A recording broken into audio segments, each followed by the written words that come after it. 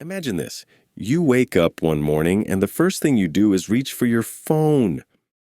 Not to check the time, but to scroll through emails, social media, news, anything to fill the silence. Hours pass and you realize you've done nothing but consume fragments of information, none of which you can fully recall. By the end of the day, you feel exhausted, yet you've accomplished nothing meaningful. How did this happen? How did life become a series of distractions pulling you in every direction? Here's the paradox. We live in the most connected, information-rich era in history, yet our ability to focus has never been weaker. We have more tools to help us work, learn, and create, yet we struggle to finish a single thought without interruption. What if the very systems designed to make our lives easier are quietly eroding our capacity to think deeply? What if modern life, with all its conveniences, has stolen something far more valuable than time? Your ability to focus? This isn't just about productivity. It's about the essence of who you are. Your focus is the gateway to your creativity, your relationships, your sense of purpose. Without it, you're adrift in a sea of noise, unable to anchor yourself to what truly matters. But how did we get here? And more importantly, how do we break free? To understand why modern life has hijacked your focus, you must first confront the invisible forces shaping your behavior. These forces are not random. They are the result of a perfect storm of psychological manipulation, philosophical neglect, and societal conditioning. Let's start with psychology. Carl Jung once warned that the modern individual is alienated from the instincts, cut off from the natural rhythms of life.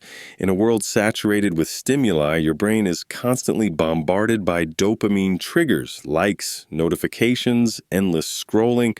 These micro rewards create a cycle of addiction where your attention is hijacked by the promise of instant gratification. The result? A fractured mind, unable to sustain focus on anything that doesn't offer immediate payoff. But this isn't just about technology. Friedrich Nietzsche saw this coming over a century ago when he wrote about the last men, those who would prioritize comfort and distraction over meaning and struggle.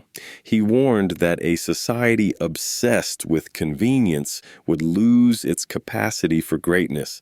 And here we are, living in a world where the average person checks their phone 150 times a day, sacrificing depth for the illusion of connection. Then there's the philosophical dimension. Jean-Paul Sartre argued that humans are condemned to be free, burdened with the responsibility of creating their own meaning. But what happens when that freedom is outsourced to algorithms designed to keep you scrolling? What happens when your choices are no longer your own, but the result of carefully engineered persuasion? Modern society has turned distraction into a commodity. Your attention is the product being sold, and every app, every advertisement, every piece of content is designed to capture it. The philosopher Byung-Chul Han calls this the attention economy, a system where focus is fragmented and depth is replaced by superficiality.